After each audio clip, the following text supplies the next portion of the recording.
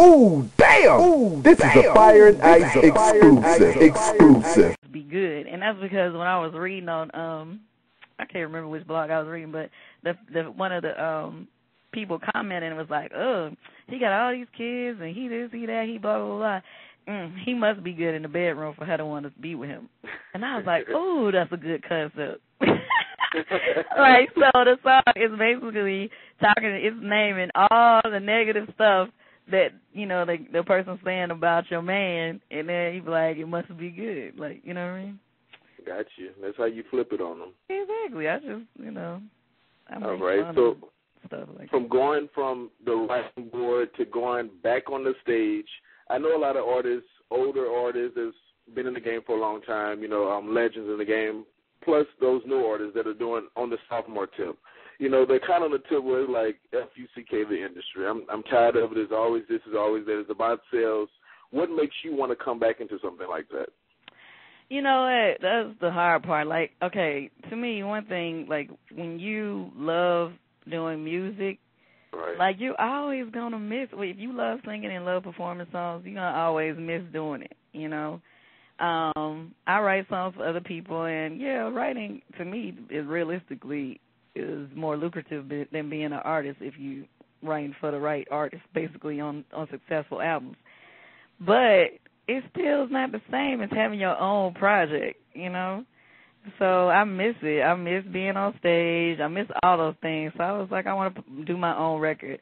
Now, the hard part, and then you'll see this like on the show, is like, you know, going through the whole process of trying to get a record deal with a major label or whatever. Because you're right. They always be like, what has she done? How long has it been since she had an album? How, you know, all these things that they count against you just from being an artist who's been out before, you know?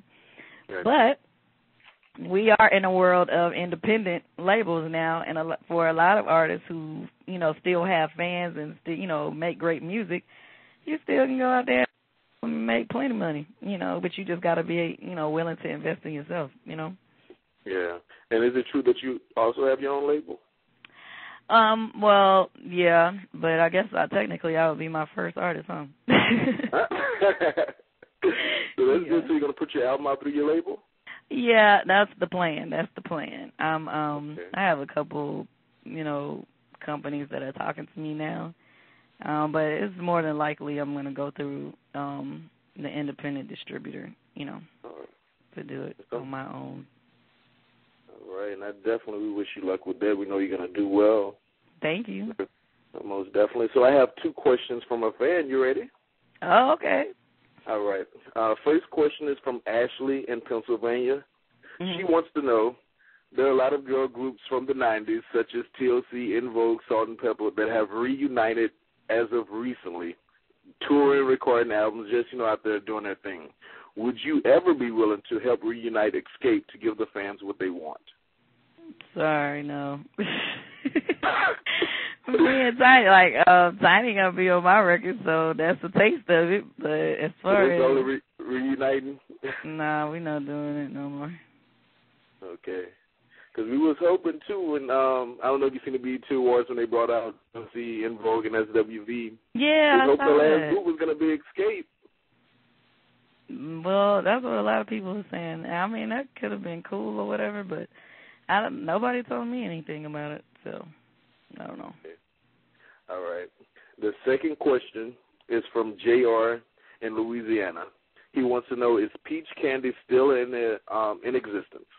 Oh, yeah, that's funny that he knows about that project. Yes, we said that we were going to try to put it out early next year because she's doing a solo project now and I'm doing mine, so we was like, we'll just do both those projects and then come back and put out the Peach Candy thing, add some more records, do some new stuff, and, you know, put it out. Right. And for people out there, Fire and Ice, if you don't know who Peach Candy is, that's Candy and Rashida. Yes. Rashida made the song Bubblegum, and they were working on the album, mixtapes, dropping it left and right. Yep. Like I said, she's on my solo album now that I'm about to put out. And so, you know, we still do stuff together. We're together all the time. But we just decided to just go ahead and knock out these solo projects and bring it back. All right. So at the end of the day, what kind of legacy would you like to leave behind when people think about Candy? Well, I hope that people look at me as a pioneer in the music industry for a lot of women, open a lot of doorways for people. I think I've helped a lot of artists get on in the past, so I hope I'll be recognized for that, and I hope people, recognize that I've always tried to put out good music, but at the same time, on a more personal level, like how much, I love children and I try to do a lot for kids, and and I just hope people see me as a businesswoman that always still stay grounded and have love for family, mostly. All right. My last question is, what is the one misconception that people have about you, and can you clear it up now? Okay.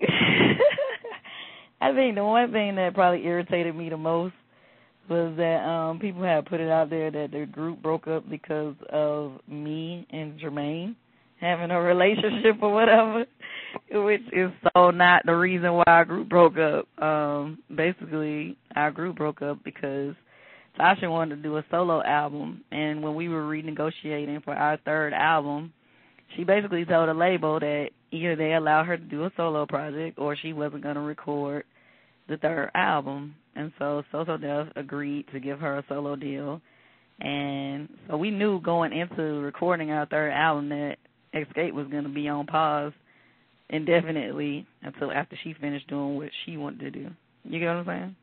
Gotcha. So it was very tense during that whole recording of the album. Like, we was halfway getting along before, but it really got bad, when that happened, because it's like, okay, the rest of us didn't know what we was gonna do after that album. You know what I mean? Right. And so it was very stressful, and that was the end of that, because after that forced me and Tiny to start trying to think of what we was gonna do next, and we were gonna try to do our, duo project, and that's how we ended up, doing No Scrubs, because that was a song we were trying to write for ourselves to get another deal. Gotcha. And then from that point on, I just started writing songs for all kind of people, and for whatever reason, I don't know what happened with her solo deal she had with So Def, but Tasha's deal the album never came out. But by that point, I had already started going on and doing my own thing with my life, you know what I mean? Most definitely. So you heard it straight from the horse's mouth. People stop lying, saying the group broke up over some BS. This is the real reason. She just told you, and it is what it is. Yeah. So tell the people how they can reach you if they want to get their Kandi high. Well, you can hit me up. Well, everybody, I'm always on Twitter. Well, I don't do it from my phone all day long, but I try to every day I go on it. So everybody hit me up on Twitter, Kandi Connection, that's Kandi Connection. And then you can also go to my MySpace for booking information and stuff like that. My MySpace is Kandi Online. And everybody check out, some of my videos and stuff that I posted on YouTube, and you'll get some good laughs out of the videos I put up with me and Tiny and Toya, and just laughing and doing whatever we do. All right. Thank you, Kandi. You have just been certified fire on thatfireandIce.com. Ooh, damn! This is a Fire and Ice exclusive.